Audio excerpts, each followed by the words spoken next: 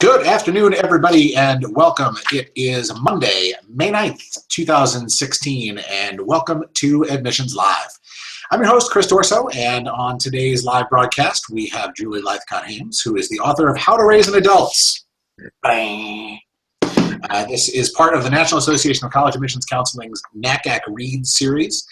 We had NACAC Reads session a couple of months ago, and it was fantastic. And so we said to NACAC, let's do it again because I love this book. And the NACAC Reads chat, which will be on May 17th, we'll have information about that going forward. But we've got Julie here right now, so we're going to talk to her and ask her questions. And if you have questions along the way, please hit us at #HigherEdLive. And we will talk about a book, as I told Julie before the show, that completely changed my life as both an admissions person and a higher ed administrative person, and as a parent as well. So Admissions Live is part of the Higher Ed Live network. We offer viewers direct access to the best and brightest minds in education.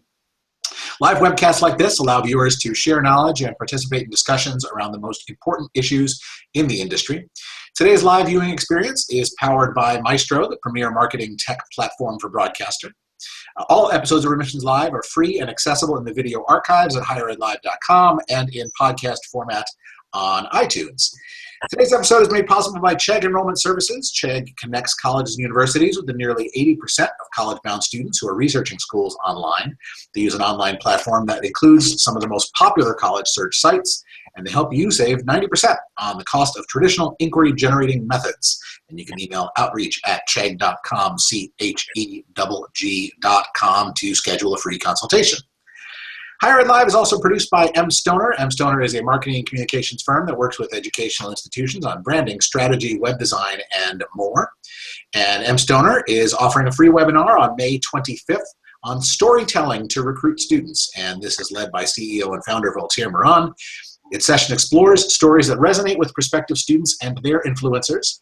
And using an undergraduate admissions experience map as our guide, we will review examples of stories targeted specifically at different stages in the admissions process. And registration is free, and that link is out at the Higher Ed Live Twitter account where you can sign up. So we're going to welcome Julie Lythcott-Haims. Julie spent a decade as the Dean of Freshmen at Stanford University and received the university's Lloyd Dinkelspiel Award for creating the atmosphere that defines the undergraduate experience at Stanford. Dubbed Dean Julie by her students and on Twitter @DeanJulie. She was known for her fierce advocacy for young adults and her equally fierce critique of the growing trend of parental involvement in the day-to-day lives of college students, a critique that I'm sure many viewers here share as well. Her New York Times best-selling book, How to Raise an Adult, Break Free of the Overparenting Trap and Prepare Your Kid for Success, was released last year by Henry Holt and Company, and her TED Talk will be out this fall. She is a graduate of Stanford and of Harvard Law, and since leaving Stanford in 2012, has been pursuing an MFA in creative writing at the California College of the Arts in San Francisco. So welcome, Dean Julie. Chris, thank you so much for having me. And it's 1 p.m. where you are, but it's only 10 a.m. where I am, so I will be drinking my coffee as we chat. Right. That's the joy of these cross-continental shows where we get, and I'm having lunch, so I've got water, so it's fine, it's all good. So as I said, this book is fascinating. I grabbed it about a month ago. It completely caught my eye, and my wife and I, as parents of a 7-year-old and a 10-year-old, we've always said that yes, we're raising kids, but we're also raising the adults that we want our kids to be. And so that's why this really, really caught my eye and why it was so impactful for me. So what was the motivation behind this book? Well, Chris, I got to serve as Dean of Freshmen at Stanford for 10 years, and I did that from 2002 to 2012. In 2002, those were the early years for listeners and participants who've been in higher ed long enough. You remember the early years of parental involvement in the life of the university. It was actually late 90s, 2000, early 2000s. You know, that's when we were just beginning to say, like, what is it with this population of parents that doesn't seem to trust their son or daughter has any skills, doesn't seem to trust that we're here to do a good job, and therefore feels a need to insert themselves in every moment of the day in the life of the college or the university. That was annoying in and of itself, right? Because we were running an institution and we felt that we were doing a good job, and all of a sudden we had these third parties who were questioning their sons or daughters' ability and ours.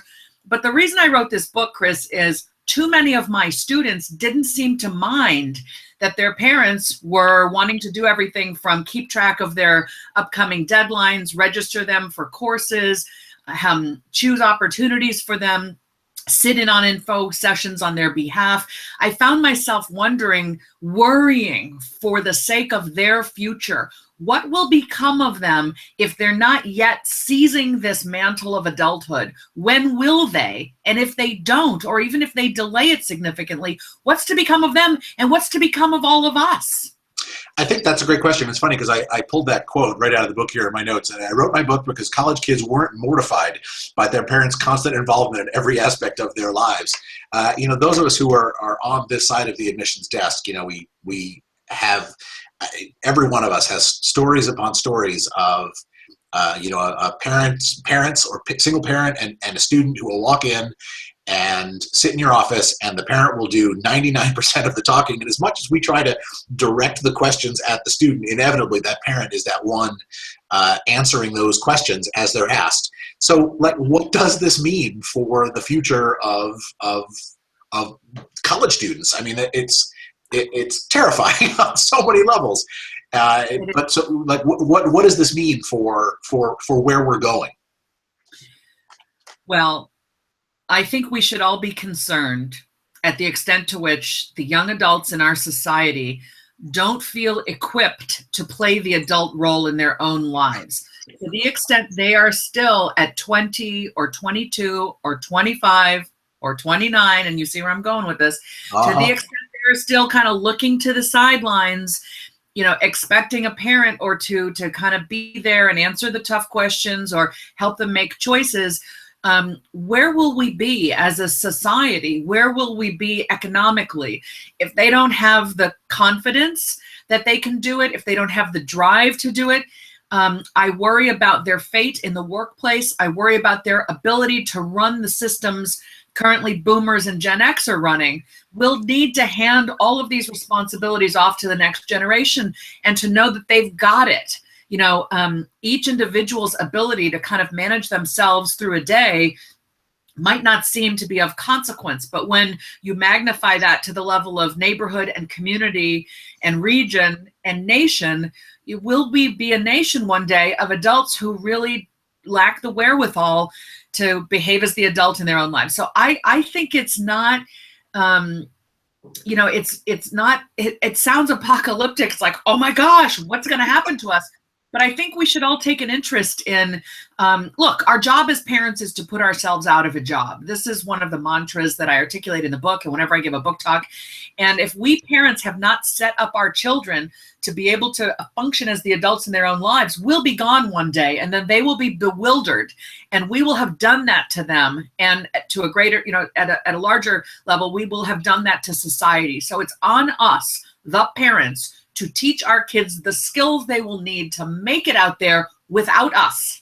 We will not always be able to do the equivalent of sitting in your office answering your questions, right? That's a temporary status. At some point, we won't be able to. And long before we're not able to, we ought to be able to teach our kids to have these conversations and make choices and solve problems on their own.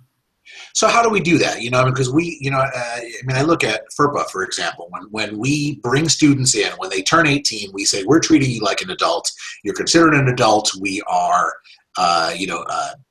for your student records and all those kinds of things, you're now in control of your own destiny at 18. And never mind 22 and 29 and beyond. We're saying legally at 18 that we're asking students to start controlling their own destiny at that point. So, how did that change? And we talk about the rise of the helicopter parent, as you said, back in 10, 15, 20 years ago. And, what can we do for incoming students, whether it be at the high school level for freshmen to help change that? I know that seems like a huge question, but. Well, the first thing is I left higher ed 4 years ago, and boy, do I miss the word FERPA. Kind of specialized institutional knowledge that is the language we speak in higher ed. And thank you for bringing that back into my life, FERPA. So, and here's what really bums me out about FERPA. some colleges I know and universities are having the freshmen sign a blanket waiver, online or in paper form, that's like sign away your FERPA rights so your parents can see your grades. And I think as a former freshman dean, I feel insulted on behalf of all freshmen who don't have a clue really what that right even is until they've been a college student for a quarter or a semester, and the sort of right to privacy over that educational record. Why would we ask them to sign that right away before they even know what it is? Why? Because we're caving to an army of parents that has been so aware through high school of every grade, every quiz, every piece of homework. They have basically created a role for themselves where they have to be on top of it all the time because they don't think their kid can be. Well, it's kind of a chicken and egg situation. If the parent is on top of it all the time, the kid has never felt that kind of personal accountability, to take responsibility for their own academic efforts. So to your question of what do we do? Well, the first thing we do is acknowledge that this is not something that you change cold turkey. If a student, remember we didn't used to call college students kids, but boy, that went by the wayside 15 years. If a kid at a college doesn't have the wherewithal to register for classes on their own because mom or dad has just always done that through high school, or doesn't have the wherewithal to meet with an advisor and ask good questions, you don't just cold turkey tell them too bad, it's college now.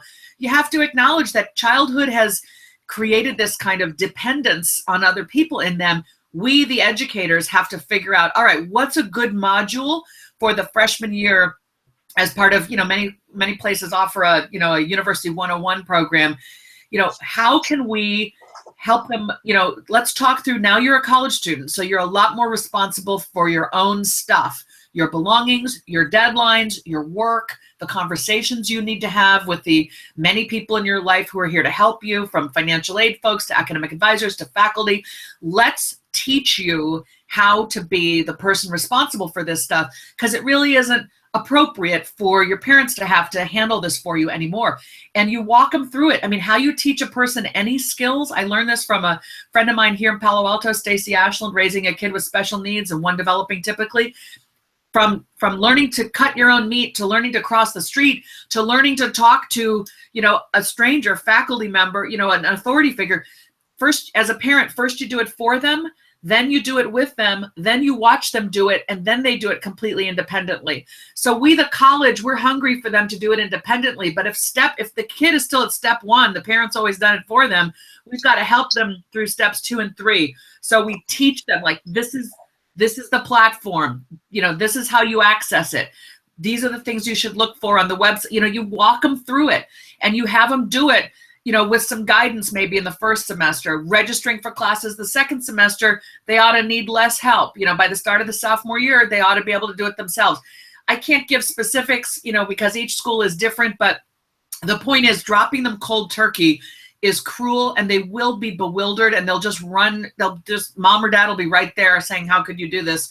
My son or daughter has no idea how to do this. And we can quibble all day long with, that's true.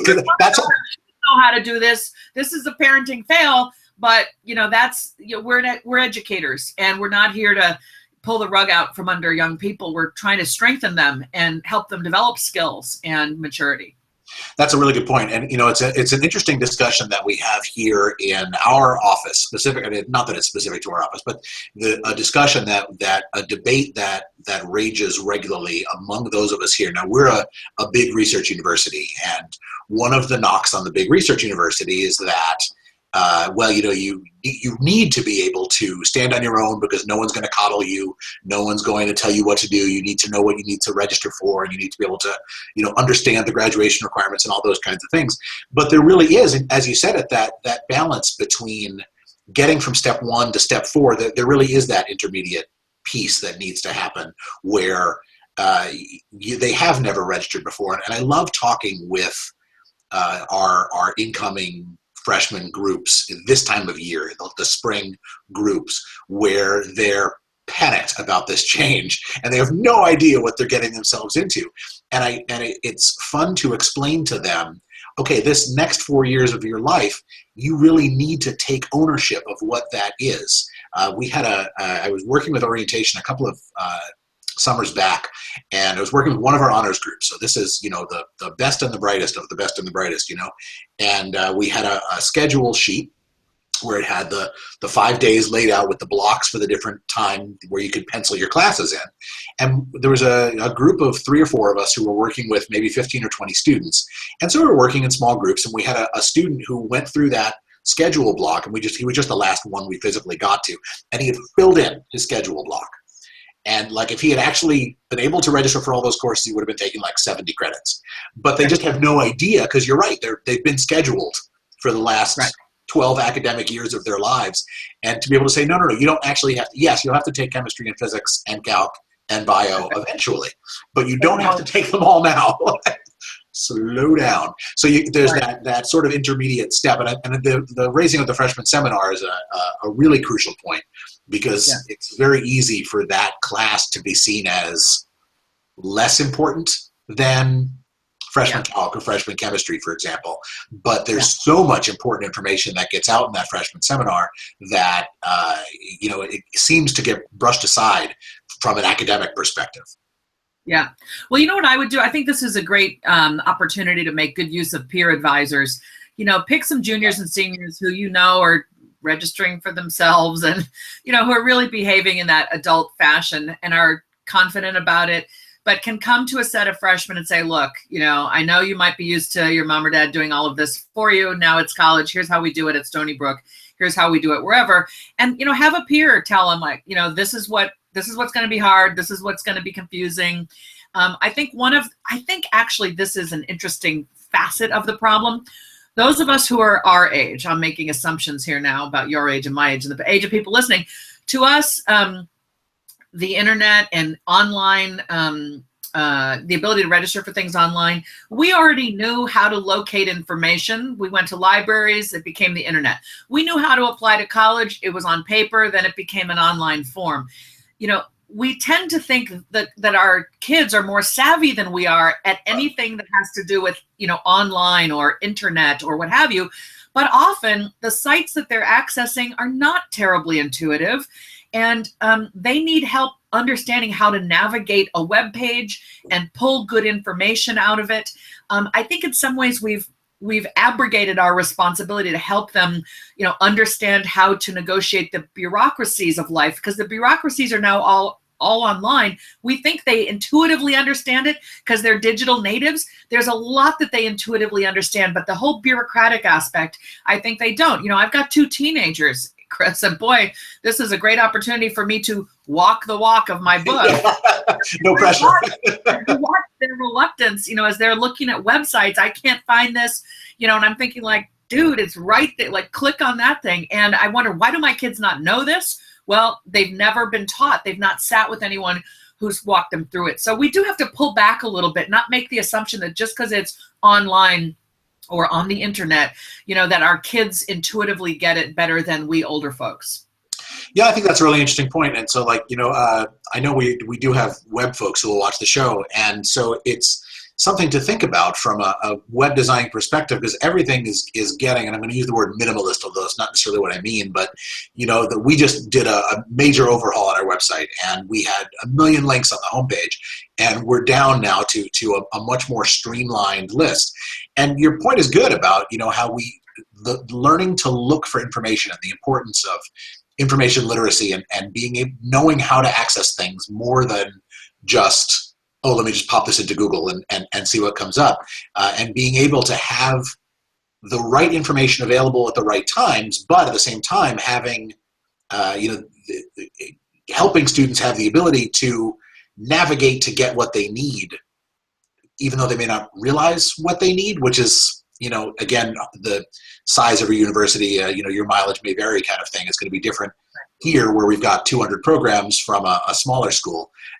But making things, and it goes back to my earlier point of making things completely user-friendly versus, not putting up walls, but making people learn how to find things that they need.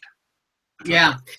I heard from a colleague somewhere. I don't know if it was at Stanford or a colleague I know from elsewhere, but recently they were saying, you know, it was an academic advisor who said there was a form the student needed to fill out to petition for some kind of, you know, relief from a rule. And the student couldn't find the petition form online. All of the advisors were certain it was easy to find, but the student made an appointment with the advisor to sit in their office and just find the form. And the person was exasperated, you know, like, well, how could this be?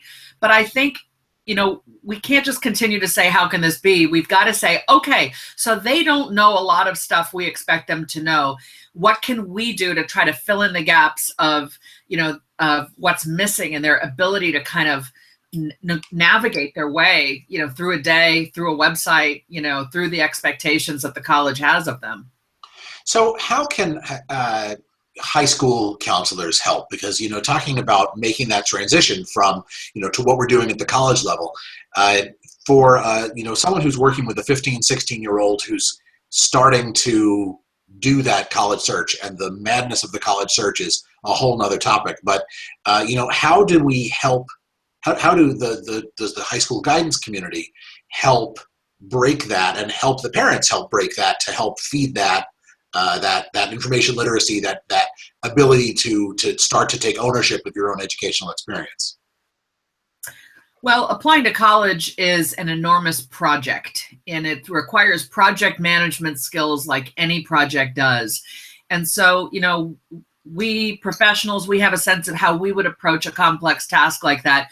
We've got to teach our kids you know, how to do that, how to take this sort of, okay, in the fall of my senior year, I want to be in a position to apply to some number of schools.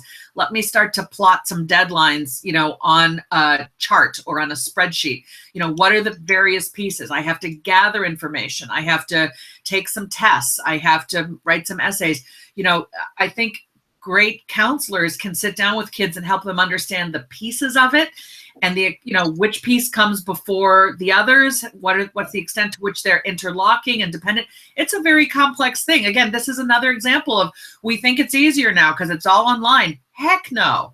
You know, when I was applying to colleges in 1984, you know, I wrote away for the application and they mailed it to me, and I could hold the applications in my hand and everything was in my hands, and I could read and I could fill out forms, and that's basically all that was required. And now it's, you know, I've got a high school junior, and I'm watching the onslaught of recruitment emails, you know, right? The enrollment management folks are doing a great job of emailing the heck out of my kid.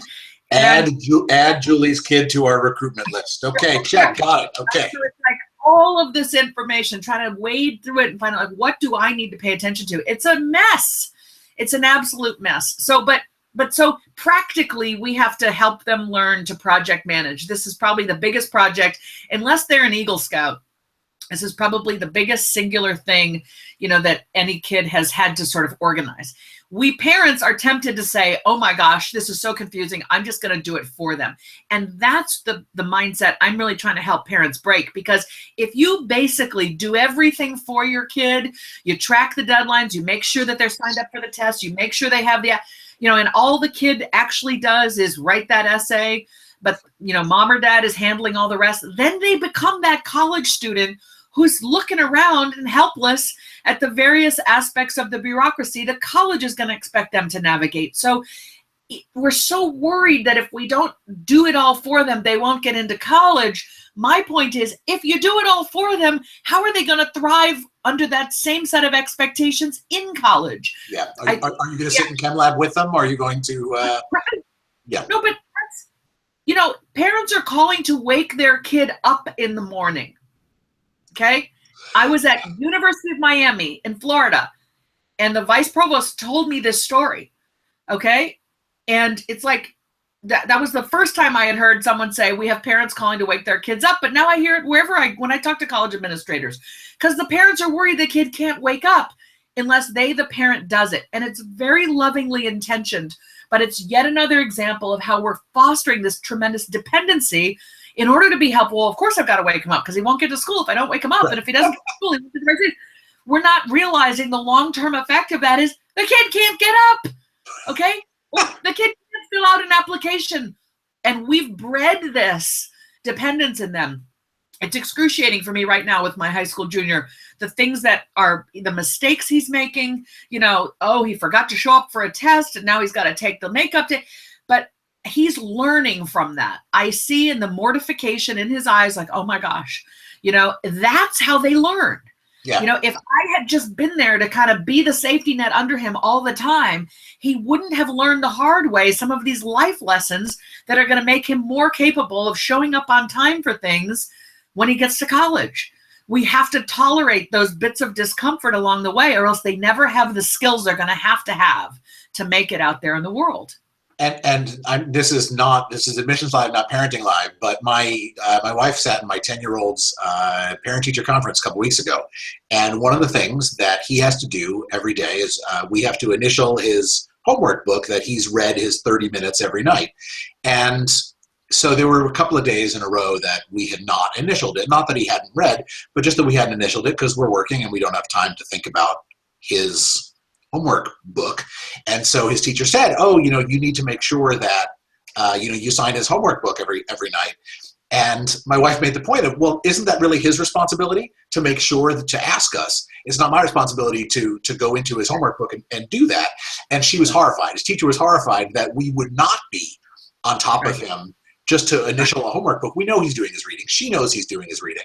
But, you know, even at 10, you know, the importance of starting a little tiny thing, just a little tiny thing of, hey, buddy, you need to make sure if this is something you have to do, you need to remember that. You're old enough to remember, hey, Mom and Dad, as I'm packing my homework bag up in the morning, here's a pen, here's my homework, just can you sign this for me?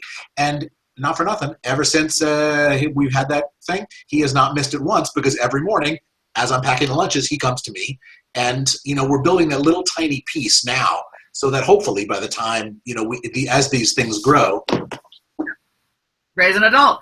Look, Chris, that's a perfect example. And I'm going to say to your listeners that is the perfect 10-year-old example. And Chris's kid is feeling accountable, responsible. Guess what? They also feel proud when they're in charge of stuff and they can kind of check it off their mental list or their actual list. I want to give you an example now from my life, if I can. My sixth grader son, when he's now a junior, but when he was in sixth grade, which is the start of middle school here in Palo Alto, I went off to middle school registration with my son, and I was carrying, you know, I'm got a prop now, like the big packet, right? Middle school. This is not that, but this is a simulation, okay? I'm carrying the packet. I've got my son. We walk to his school, which is, half a mile away, and he stands there in a clump with all the sixth graders, and they do nothing but talk to each other while the parents are in line, often with small siblings in tow, and we're in these interminably long lines. There are 200 sixth graders, but there are 600 people there because every sixth grader's got at least one parent, and they each have one or two siblings there, okay? So it's like way too many people, totally poorly organized. I used to, you know, my office ran orientation at Stanford. I'm thinking like, I know how to make this more efficient, but I can't. Here I'm just a parent. Okay, so I'm getting annoyed because I'm thinking, why am I here? My kid is 12. It's a set of forms. What the heck? And I realized back to step 1, 2, 3, 4, I was stuck at step 1. I'm doing it for him. I need to move him to step 2, step 3, maybe even step 4 today. So I said, Sawyer, come on over here, honey. I said, here, these are the forms that you have to turn in. Here they are. Take a look through them so you can familiarize yourself with them, because they might ask you a question or two when we turn them in. I'll be nearby if you get stuck, but I think you can turn in these forms and answer any questions. So he sort of looked at me like, okay. I said, you can do it. And you have to be very matter of fact, okay? I mean, read through the forms. Let me know if you have questions. Fine. We're standing in line together. We move up to the front. You know, he gets to the table. I back off to the side because I don't want the woman behind the table to make eye contact with me. I want to teach her that she should be working with the sixth graders, not with the parents. So I'm just sort of busying myself doing other things. My son is standing right there in front of her. She has a question. He fumbles a bit, but manages to answer it. And then he's done. And I looked at him, I said, good job. Now there's another line you have to stand in. It's for ID cards and yearbook photos. And I don't need to be in that line. I'm going to go home, but you've got this. Do you have any questions? He's like, no, I think I can figure it out. I said, I think you can too. So I moved from step 1 through 2 through 3 through 4 in one day. But the real learning came 2 years later with my next kid, my daughter Avery. When the mailing came, I said, honey, this is your 6th grade registration material. Read through it. Let me know if there's anything I need to sign, any check I need to write, and then, you know, you take the forms and you go. She handled it all. She went by herself to 6th grade registration, and I have learned I'm not going to have to be that parent who has to show up at 9th grade registration because my kids just handled it at the 6th grade. And I sure as heck am not going to be the one registering them in college. I realize if I don't want to be the one who has to register them in college, I need to teach them in high school, or even better, in middle school. The point is we teach them the skills earlier, then they have the competence we want them to have at the college level. If I'm always doing it for them, then of course they need me at the freshman level in college. That's a really, really good point. And, you know, we always have every year, you know, when it comes to our summer orientation programs, we split. The first thing we do is we split the parents up and we talk with the students during the day, and we have the parents doing stuff separately. And every single day of orientation, we have parents who will say, oh, well, when is my son or daughter going to register? Can I go with them? And the answer is, quite frankly, no. No, you cannot. And they're not allowed in the room when they're registering. And it's, you know, they're working with their orientation leaders and they're working with one of our advisors. And you're right, we've got to get them to that point, because going forward, that's the real world, kids. That's the way these things operate. You know, the other story that I always think of when we talk about this stuff, I'm a Mets fan, and so there's a guy who runs one of the Mets online blogs, and he had gotten a letter, an email or a letter from a parent of a student who was graduating college and they were interested in getting a job or an internship for their kid, their 22-year-old college graduate kid. And he publicly put the mom, on blast on his site, saying, "Hey, if this is what you're doing at 22." I mean, it's the story that you tell in the book about the mom who came with the daughter for graduate school interviews. Right. You know, like you've got to get them to that point, because the real world just does not operate that way. Right. Nor will it operate that way. And so, you know, at the outset, we talked about, you know, the future of society of having adults who are not prepared to get to that point. Well, that point's still going to exist, and the you know, or worse, the flip side of that is, are we going to get to a point where employers are asking for parents' input and all this kind of stuff? That's even more terrifying than I could possibly even imagine. It is terrifying. And I think in the book, I do end up profiling or mentioning a couple employers who I think are kind of caving to that. You know, employers realize that, first of all, the millennials, who are the youngest employees now, they were raised differently. They were raised with parental involvement in everything, and they're accustomed to that. Now, some employers have done kind of this, like, wait a minute, doesn't matter how you've been raised, this is what we expect. Mom, dad, no, you don't have a role to play in negotiating, you know, salary, or I don't want to hear from you if you're unhappy about your child's performance evaluation, okay? But there's some employers who are saying, like, you know, I profiled someone in the book, or I mentioned, I can't remember now. It's an employer at a very prominent place who writes a thank you note, a handwritten thank you note to the parents of the young adults she's just hired, thanking them for the gift of their children. It's playing right into that parents need to be needed, need to be validated, need to know that, you know, they're part of this too. You know, LinkedIn has had this bring your parent to work day, which I think is ludicrous. I mean, many parents don't understand the internet, the interwebs, you know, what that LinkedIn is, what that is, what Google is, you know, and it's like your parent doesn't understand your job. So why don't you bring them to work and show them? But that's fine. But if it's like, we really, you know, parents want to know what's going on in the life of the workplace, the life of their child, I just think, like, get a life. Come on, parents. It's like you feel the need to follow your child to Yosemite for the 6th grade trip, you know, and you want to go study abroad with them, and they, you know, and now you want to follow them to the workplace. It's weird. Quite frankly, I think it's odd. And I think too much. So you had the post came across the internets this morning about was eight things that every 18-year-old should know. Of Yeah. course, all the things that I didn't flag, or did I flag it? I got a million flags in this book, and of course, the thing I'm about to talk about, I didn't flag. Well, it's a blog post, so I'm gonna just tweet it. Chapter, our kids lack basic life skills. It's on page 81. There you go, bingo. Oh, hey, it's got a flag. There you go. So yeah, so this is so I want to sort of, I'm going to run through this. I'm going to pop out a tweet to the list because it was on a blog that I saw that I thought was fantastic. But so this is you know, if we want our kids to have a shot at making it in the world as 18-year-olds, so an 18-year-old must be able to talk to strangers. Yeah. You know, and this is, you know, you mentioned faculty, deans, advisors, coworkers, bus drivers, mechanics. You know, this goes above and beyond just their educational experience, but just being able to survive out in the real world. Right. And their crutch is that childhood has been a complete admonishment against talking to strangers. You know, we've got this blanket rule because we are afraid of every stranger out there. Instead of teaching our kids to discern the two creepy people out of the vast, you know, world of strangers, you know, we've just said, don't talk to any of them. Well, their life is full of strangers once they leave our house. I apologize, I'm tweeting. Raising adults, hashtag, and tweet. There it goes. Okay, perfect. So there's the list if you want to follow along at home. An 18-year-old must be able to find his or her way around a campus, the town in which her summer internship is located, or the city in which he or she is studying abroad. Just being able to survive without a GPS. Or use the GPS really effectively and not, you know, I've got a story in the book about a kid texting his dad in a different, you know, time zone because he can't figure out how to get from point A to point B. He's not confident he can use his phone. He's more confident I can get my dad to use his phone and then tell me what to do. Yowzers. An 18-year-old must be able to manage assignments, workload, and deadlines.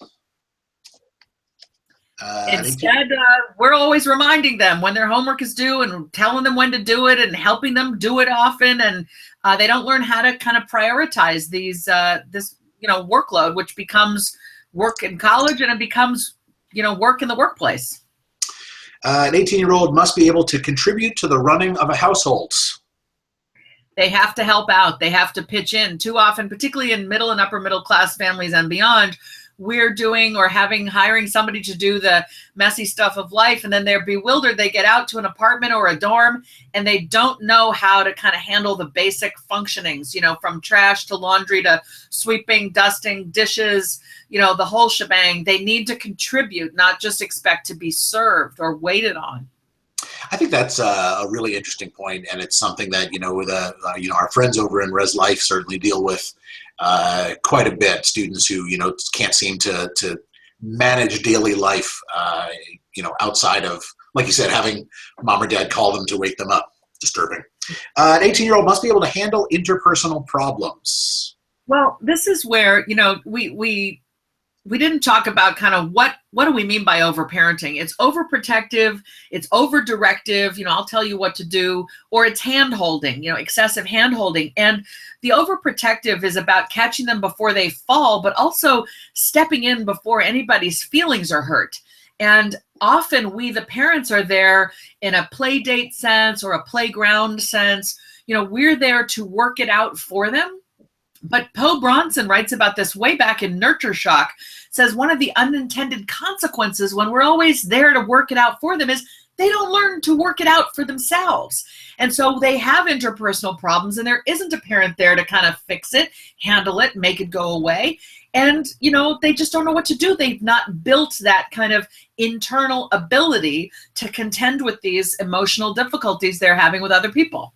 How much of this, and I'm going to digress for a second, because how much of this does, you know, and maybe I'm sort of spinning this the wrong direction, but because of, you know, personal stories, and I'll share a quick personal story in a second, but how much does this grow from, you know, we're so conscious of bullying, for example, right now, and being able to protect our children, you know, and in a young sense. So short version, my son he plays Minecraft virtually around the clock.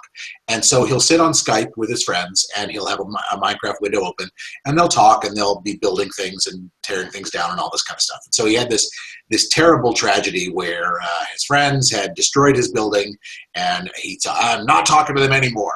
And so my wife and I sat down that night, and I'm friends with, his friend's mom. And I said, do I call her and say, hey, what's going on? Or do we just sort of let this run its course? Like, are we overstepping, at 10 by trying to help out, or do we just let this run its course? We decided to do nothing, and then 2 days later, they were back on Skype, and everything was fine, and whatever. And so I think that the instinct now is to overparent, because it is that thought of, if we don't do it, no one's going to, we feel like we have to overparent, and we need to be able to step back from that. Yeah, I think you definitely did the right thing. And I think there's even a middle ground, which is you talk with your kid about, hey, what happened? How are you feeling? Boy, that doesn't feel very good, does it? We can role model for them what to do when mean things happen, bad things happen. Say, how would you want to be treated in this circumstance? We give them tools by chatting with them about how to cope with it and what to do about it. We can help them imagine what they'll say to their friend at school the next day, or whether they just want to say nothing and move on. And ultimately, we want to empower our kid to be able to handle that. In the book, I have this bit that I lifted, with permission from someone else's book, called Mistakes and Curveballs You Must Let Your Kid Experience in Childhood so that they get stronger. It's in my chapter called Normalized Struggle. And it's a list of things from these guys, Michael Anderson and Tim Johansson in Minneapolis. They wrote a book called Gist. And it's called, it's How to Raise Life-Ready Kids. Mistakes and Curveballs You Must Let Your Kid Experience.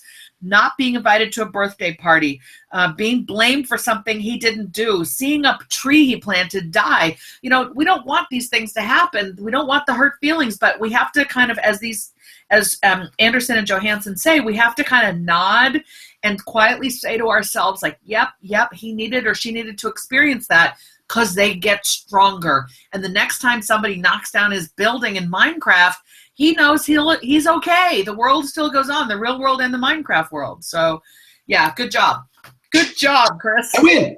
So, so I'm gonna take this to an admissions perspective now. So, we send out, we had 35,000 applications for a class of 2,800.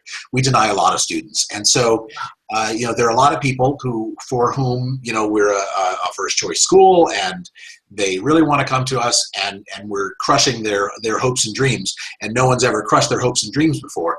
And, how do we as admissions counselors help those students who are denied, who are not, for whom we're putting up a roadblock that they've never really gotten before?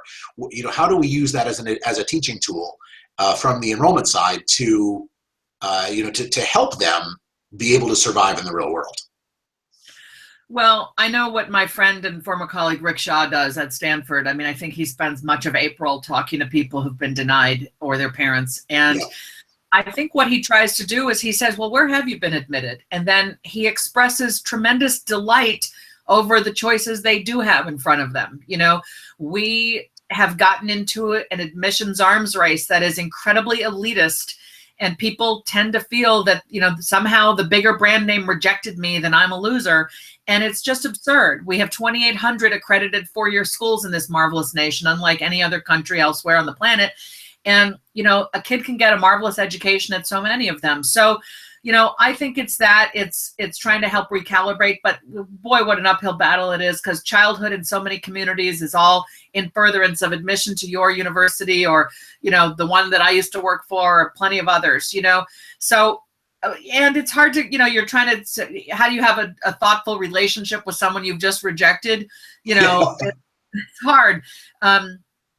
I tell you what, I would challenge enrollment people to really think hard about is all of this marketing. Because you just said you get what? What'd you say? 35,000 apps? 35,000 applications. Yep. Yeah, yippee. That's fantastic. But it means you're denying what? What's your denial rate? A lot. Let's just say lots. We'll say a lot and leave it at that. We admitted about 40%. So, right. You're admitting 40%. Okay, so you're not one of the worst offenders, but the people who are denying 80%, 85, 90, 95, and still sending out brochures and marketing themselves, I just think, what the hell are you doing? You're out there just trying to gather more applicants so you can deny more so that your U.S. News ranking goes up, and I think it's unconscionable. And, so one of the things we can do is stop sending the signal through the sophomore year and the junior year and the senior year through all of this marketing, like, hey, apply to our school, apply to our school. Because when you've done that and then you deny almost all of them, what are you saying? What's a kid supposed to think? What's a family supposed to think? It's like, I thought you wanted me, and yet I'm in the huge pile of denial. So, I think we have to come to terms with that as admissions people and enrollment management people. What are we doing and why? In whose interests are we acting? I think that's a very good point. We had Lloyd Thacker, who is part of the Education Conservancy, on a year or so ago, and Lloyd's done a lot of work about rethinking the college experience. And one of the thoughts that he had that I really liked is you talk about the folks who donate millions and millions of dollars to these, the Ivy League schools, and that's not to say that there isn't value in donating millions and millions of dollars to Ivy League schools. But to offer the challenge of rather than giving money to a Harvard or a Yale, give that several $1 million to your local community college and see how many lives you can realistically change with $1 million donation to a community college program, where you will really directly impact the teaching of 18 and 19-year-olds and returning students. And obviously the community college program is students are a varied amorphous group, but the importance of going beyond that top 10 or 15, 20 schools and looking at the other 2,800 and the importance of what those other 2,800 schools bring to the table. Yeah, I was turning around and looking because I have Lloyd's book here on my bookshelf somewhere, and I was going to find it and then show it because I love Lloyd. He's great. I think it's called College Unranked. Lloyd has been really quite a leader in trying to reform this admission system that's gotten really out of control. So, you know what? We didn't finish that list. Let's just read the last list. Yes, I started to go on to rankings and all that. They have to be. We hit problems. 18-year-old must be able to cope with ups and downs of courses and workloads, et cetera, et cetera. Yeah, it's like the ups and downs of life. We parents have tended to kind of step in when things get hard and finish the task or get the deadline extended or argue with somebody for some, special treatment. And boy, we need to teach our kids that sometimes in life things won't go your way, even when you tried your best, even when maybe you were the best. Life isn't always fair. And to teach kids that so they know that when that happens, it's not like something's wrong with them. That's part of life. And being able to cope with it is an essential ability we want our kids to have. Yep. An 18-year-old must be able to earn and manage money. Yeah. Enough said, right? Yeah, I don't think you need to go into much more detail than that. That's a no-brainer. An 18-year-old must be able to take risks. Yeah. So this is where, in furtherance of them getting into one college or another, we've smoothed the path for them. We don't want them to fail to, have the reading log checked off because the English teacher might be mad and might give them a bad grade, and then they don't get into the right English class next year and they don't get into the right college. So we're smoothing the path, correcting correcting mistakes. We teach them that everything is make or break for their future. They become anxious because we seem so anxious and worried about everything. And they're then less comfortable taking risks. They just want to be told what to do, and they want to be very good at doing it. And we've kind of bred this instinct to let me try that. I'm going to strike out in this direction. I'm going to, we've bred the rugged individualist out of so many American kids, which is, an interesting turn of events. Very, very true. So I want to talk before we're coming up on time, but I want to talk about the having a wider mindset on colleges chapter, because from an admissions perspective, talking about thinking outside the big name schools and the madness of students who apply to 47 colleges, because that's the world we've built, whether we realize that or not. The being able to, from an admissions perspective, really guide students the right way coming out of high school and going forward. We had a freshman who had applied here this fall, had emailed us every step of the way. And I knew, looking at his application, there was no way he was going to get admitted. It was just not going to happen. And so I tried to sort of cushion the blow as best I could. What other options you have? As you said, what schools have you gotten into? And so after he got his denial letter from us, I got a note from him a couple weeks later saying, I got rejected from every college that I applied to except one. And he said, what do I do? And so I said, so go to that one. Like, what? That's fantastic. Like, that's great. As you said, like, let's celebrate the fact that you have gotten into college and that there are thousands of people who don't even have that opportunity around the country to go to a college anywhere. And so, do that and kick ass. Like, do great things and make the most of the opportunities that are presented to you. And whereas that may not be at what you thought the school of your dreams was, that doesn't mean that your doors are closed. It just means you're going a different way, and there are alternative paths to get where you think you want to go. Yeah, absolutely. We've let U.S. News and World Report dictate how we raise our kids. And how scary is that? It's incredibly scary. And I know, and and any educator knows that a great college education is had when faculty are motivated to teach and mentor undergraduates. That's a challenge at a big university. They're busy with their research and scholarship, and all of that is incredibly important. And we want them to do that, but that's why we tell students to ask when you visit, how many of my classes will actually be taught by faculty as opposed to a TA, and so on. So the magic of that faculty-student interaction is happening at small colleges everywhere. It's happening often at community colleges, but we think somehow that big brand name university is best. It's a lovely example of the fact that we parents, we really don't know how to help our kids make a good choice, so we defer to lists that people have created for their own profit. And, there are better lists. One of my favorite lists is Colleges That Change Lives. It's 40 small schools most people haven't heard of. But as Lauren Pope, the New York Times education editor, wrote when he compiled the list years ago, uniformly the alumni say this place changed my life. And it's a small residential experience with a lot of faculty attention. So I'm trying to help parents and kids be realistic about the odds, and let's not steer childhood toward, some brick wall of a 80, 85, 90, 95% rejection rate. I think parents want to be able to name drop at the cocktail party, oh, my kid got into so-and-so. And as the head of Colleges That Change Lives likes to say when she's touring, she says, we all want our peers to go, oh, instead of, oh, right? We're all mortified. If people haven't heard of the school our kid will be attending. And it becomes a popularity thing. It's very elitist. Malcolm Gladwell has written in his most recent book, David and Goliath, about the value of going one tier below the quote unquote best school you got into, because that's where you're more assured of being in the top there. That kid you were talking about who'd only gotten admitted to one place, he's now thinking of that one place as the loser place. Why? Because they're the place that picked him. It's sort of this weird psychological thing that kids and parents do. Like, well, I only got in there, so they must not be any good. Like, what? Right. Go there. They're saying we want you. They're saying you belong here. And if you can have confidence that you're going to end up in the top 10% wherever you go, that's the real sweet thing. That's when you're going to get access to the best faculty and the registration priority, the better classes, what have you. When you're research, you're going to get a chance to do research if you're, one of the top students there. And so, it's I think parents, there's a dearth of information about colleges.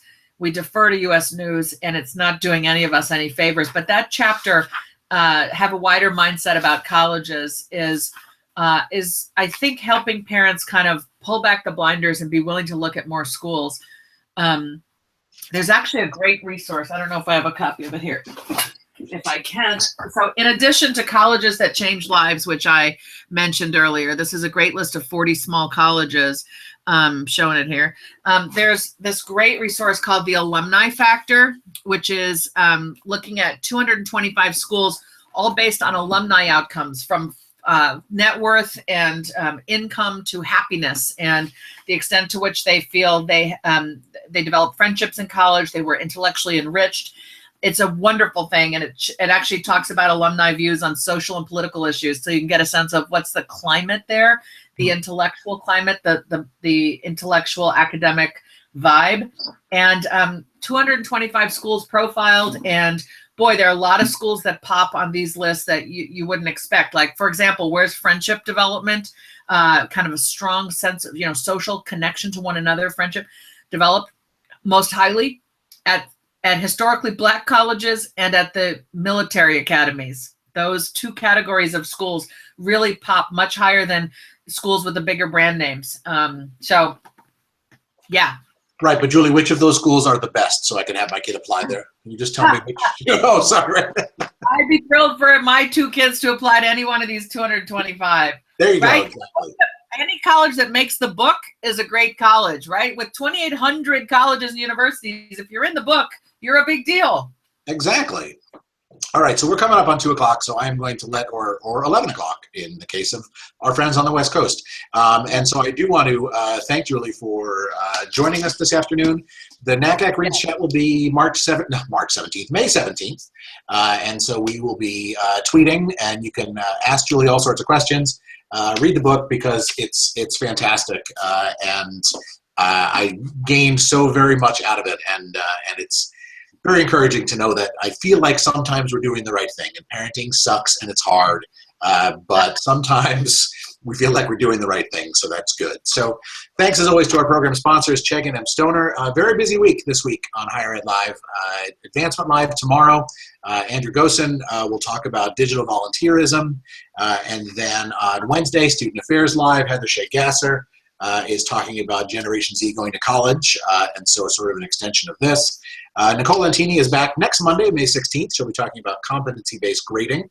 And, of course, subscribe to the Higher Ed Live newsletter at higheredlive.com.